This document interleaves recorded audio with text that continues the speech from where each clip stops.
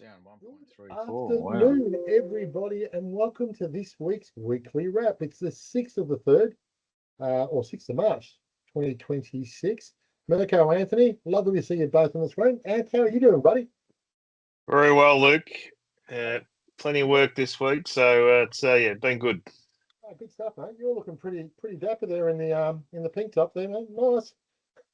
Everyone, I think, probably I'm playing golf this morning. Oh, that's cool. That's cool. Yeah, well, I don't think you're a golfer. You're a bowler, not a golfer, but we'll give that alone. Mickey, how are you, bud? Yeah, no golf from me today. It's been as they would say, another big week in football. It's been another big week in the wealth management division. That's for sure. Mate, it has been a massive week. It has been a massive week and a lot going on in markets. Things are happening all over the place. A lot of red on the screens, buddy. Why don't you give us an update and some bad news? Don't preface my session of this segment as bad news. That's not good vibes. We got to find something positive to say. It's because you're Uh, a because I am a black cat. That's right. Look, there is a bit of red on the screen this week, and unless you've been living under a rock, there is a fair bit going on in the world, and unfortunately, it is not good for the world as we see it. And when we look at what's happened on markets as a result, I can actually just having a quick look now. It's just after midday in Australia, and we're trading down 1.34 for the All Ords. So that's actually off 4% this week in the market. So pretty significant sort of movements. I mean, not the end of the world by way of how we've been tracking over the last 12 months, 2 years, but still 4% movements over the space of a 5-day period are quite extreme. So we only managed to nudge out the one green day on yesterday, actually. But apart from that, it's been pretty ordinary. The US, strangely enough, has sort of been in a bit of limbo, and the movements haven't actually been that extreme.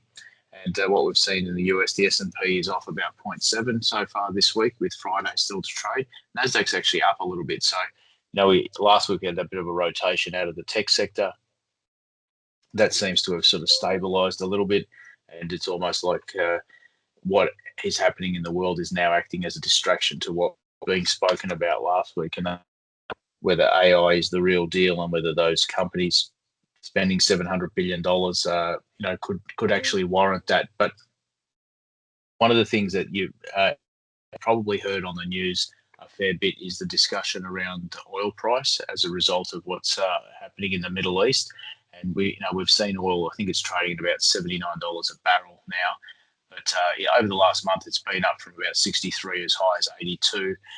There's talk that it could go up to $100 a barrel, and we're starting to see it, at the petrol bowsers here at the moment. But inflation is then the next topic of discussion once you start talking about spiking oil prices. And even Michelle Bullock came out with the RBA, and probably a reflection of why things have been bit ordinary in Australia, saying that we will act very swiftly if we need to, which some people have deciphered with maybe they're not going to wait till inflation data comes out for the next quarter because the RBA meets in 10 or 12 days, and they may actually make a move there, and we could see rates hike here if they feel that inflation is a concern. So yeah, market's trying to digest all this information, but unfortunately, a lot of the news that we're seeing around the traps is putting pressure on economies globally. Yeah, no, look, and thanks for the update there, mate. It is a fast moving landscape, and you're copping quite a bit of whiplash trying to keep up with all this sort of stuff. And I think you wouldn't want to be a Reserve Bank governor at the moment in terms of trying to come up with the decisions, because I think you could make some pretty rash decisions without actually having a full set of data. So whilst the argument is that they may increase interest rates, I suspect that they'll probably sit on their hands. I think it's a bit too early to make rash calls, particularly as we don't know how this will play out. But I guess, Anthony, going into you, the Middle East situation, 1 minute last week on Friday, we were talking about peace. It looked like the negotiations were going really well. Iran had come out and they were making some positive signs about saying we're making progress. And we wake up on Saturday morning or Saturday afternoon, and we've now entered combat, and we're blowing the hell out of Iran from that point of view. Um, Difficult for us to have an opinion on what's going on, and without being in the room, you really, I guess, batting at shadows. But what's your general feel at the moment? Do you feel like the world's feeling a little bit all over the place? I think there's a lot of concern, Luke. Just talking to the general public and the pub chat and down the bowls club, and people are worried about what this actually means, and more so around just the security of Australia, where we're at, and whether we're protected given our ally to the US. So it's definitely concerning, and there is. I know when I woke up last Saturday morning and noticed that things were happening, and then every morning you're just checking to see what happened overnight and as to what's been blown up since. So there's definitely concern, and that's going to play out through markets, and it's going to play out through the economy in terms of fuel's just one aspect of it. It's the thing that is front of mind for everybody, because we all need fuel to get around, and the volumes that go through that channel or through that area are enormous when you think about the fuel globally. So it's definitely an issue. And look, the thing is, we talk about him every week, but he's clearly, him and his team have clearly got a plan, Mr. Trump, and he's not going to stop until he gets the outcome that he desires. Yeah, look, I'm curious about that notion of the plan. I must admit, it feels like we don't have an exit strategy. I think the bombing on Saturday felt like it was a touch opportunistic, in the sense that the leadership team of Iran had all congregated in the one area, and clearly the Israeli intelligence force have got very good intel from that point of view, and they were able to pinpoint that. And in theory, we've heard statements this week of decapitating the snake at the head and doing all these sorts of things. And look, don't get me wrong, I don't think the leader of Iran is going to be missed by anybody here in the West in terms of that, but I guess the way they've gone about and done it. So I think from an opportunity point of view, great, they've got that result. But now we're talking about the exit, and just listening to the administration, particularly in the US, explain and have different views between multiple people. It feels a little bit confusing. So that notion where you referred to a plan, Anthony, I'm probably not as confident on that one.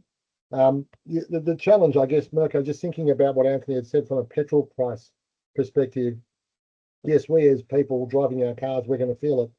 But the bigger challenge here is around the input costs, I would have thought, in terms of everything that gets delivered to market, everything that gets delivered to shopping centres, malls, whatever, and even the couriers that come down the road from that point of view. That's an input cost. That's going to cause everything to rise, surely. Yeah, well, and this is where that inflationary pressure that they're talking about.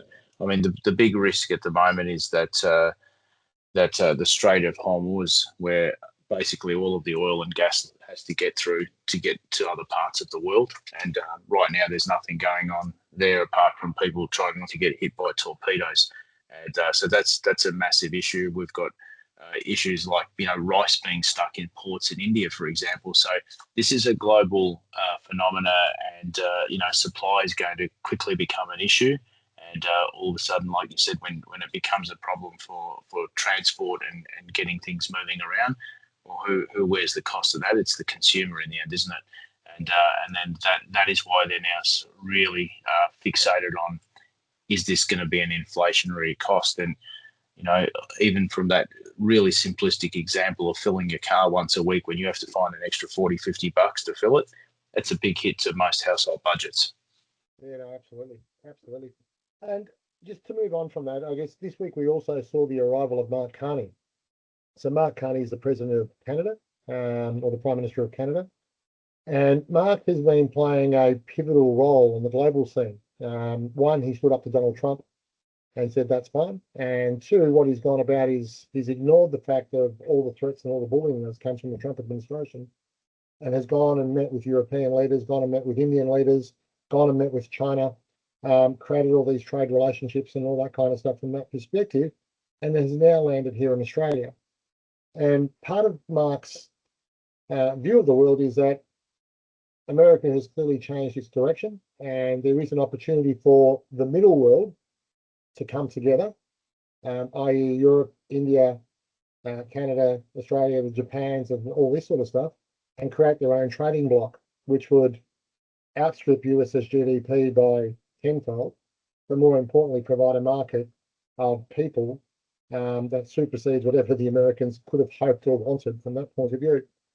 When you look at someone like a Mark Carney, and I'll be interested in both your thoughts, and forget about his politics, but he is on the left side of politics. Is it nice to see a leader who's actually leading compared to what we're seeing at the moment from everybody else, and particularly here in Australia, where I feel like our leaders are silent? Well, Luke, you haven't shared why he's actually here. I presume that he's running a seminar for the politicians of this country, actually to show how they lead.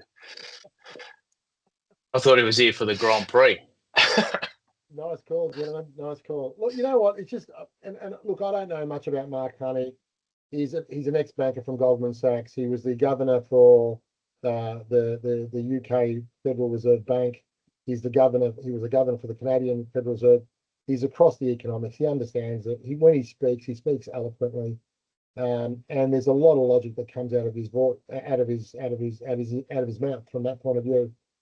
And you just sit back and you think, in this world of just sheer chaos at the moment, to actually have a rational voice, speaking and talking about how we can actually, rather than complain about what Trump is doing, just going, well, okay, Trump can do whatever he wants. We're just going to come up with our own way. It's actually just nice to see. And I think, go on, Nick. I was just going to say, in all seriousness, when you think about leadership and the role leaders play, this is the type of behaviour that we actually expect from our leaders. Going back a while ago, remember when China hit us with tariffs for our wine and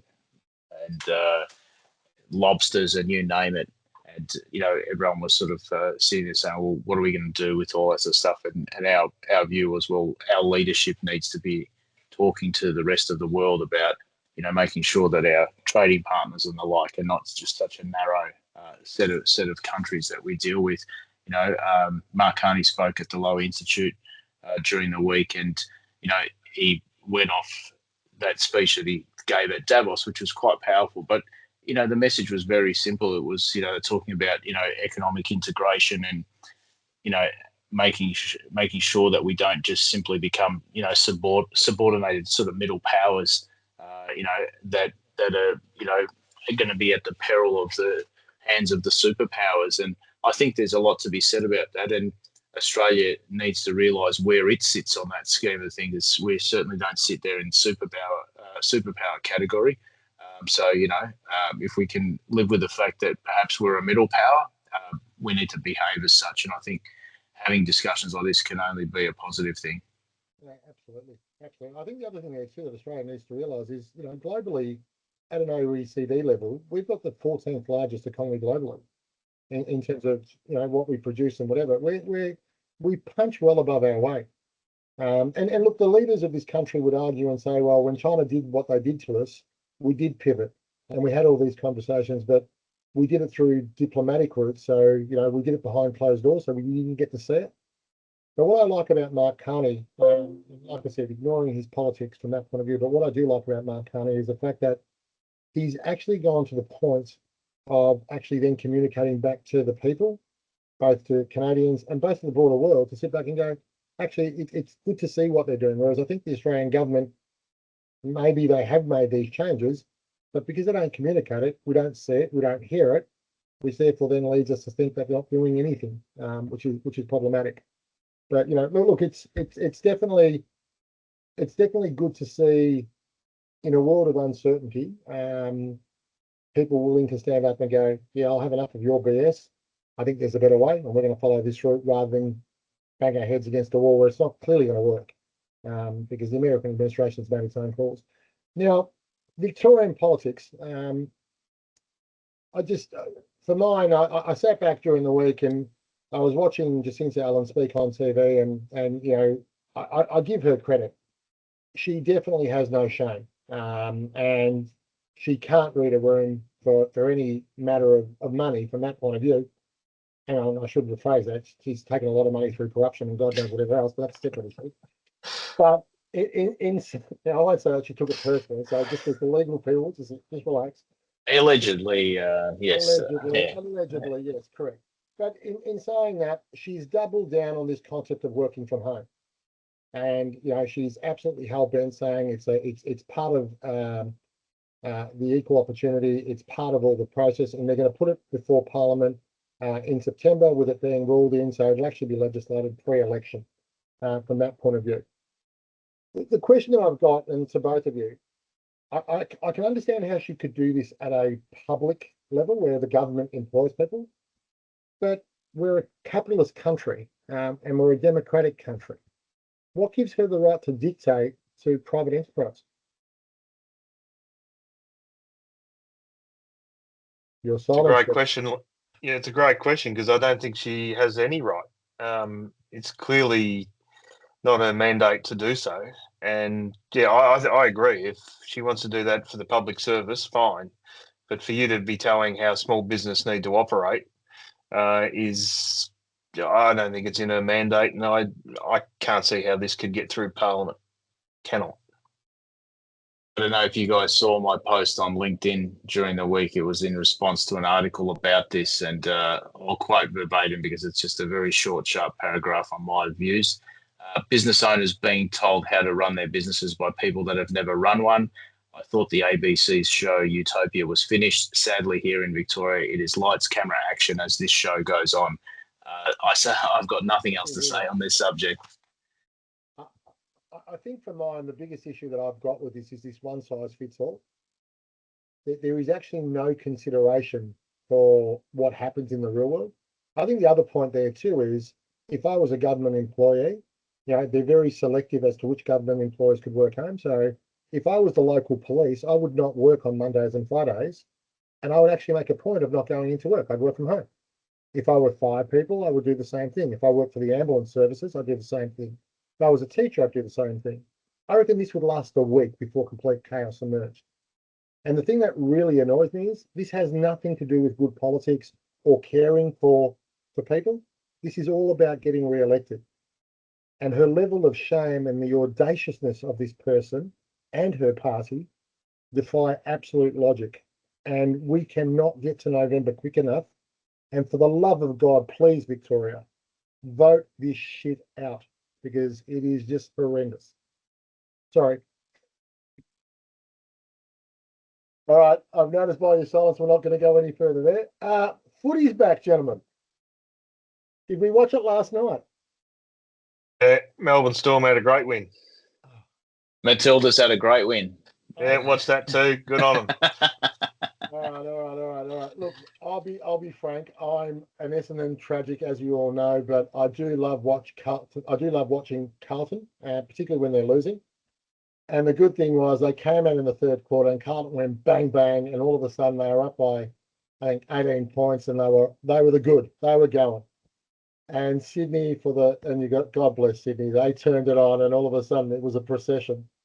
And just to watch how Sydney played, and they played really well in the third, so kudos to them. Carlton capitulated, and to see Carlton supporters at the end of the game behave the way they did. God, I love the footy season. Welcome back. It's good to have you. Well, the good news is my team goes into round 1, 0, 2, whatever the hell they call the next round, undefeated because we're not playing this weekend. So happy about that. Yeah, we're pretty good too. Who's your first game against, Sam? No idea. It's March. Really. Oh, you don't. I have no interest. When you're that good, you just worry about September, guys. Yeah, The only thing I'm going to get excited about is Essendon suffering the same fate as Carlton. So that'll give me much pleasure inside this office.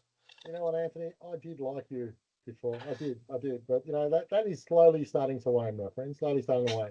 Now, conscious of time, we need to get going. But I want to talk about this weekend's quaddie. All right. So you might be wondering, what's this weekend's quaddie? We don't talk about gambling. This is responsible stuff. I'm not being silly here. But this weekend's quaddie in particular. Tomorrow we've got the races. I think at Flemington it's a massive race day. The Newmarket's on, and a couple of others. So for our race and our punters out there, fantastic day. Group 1s, Group 2s, Group 3s. On Sunday, we've got the Grand Prix during the day, which is fantastic, and we've got a Melbourne boy who potentially could win that. What's your view there, Mick? Is he up there? Oh, look, if the car behaves itself, he certainly has the ability to win the race. Oscar Piastri is an absolute superstar.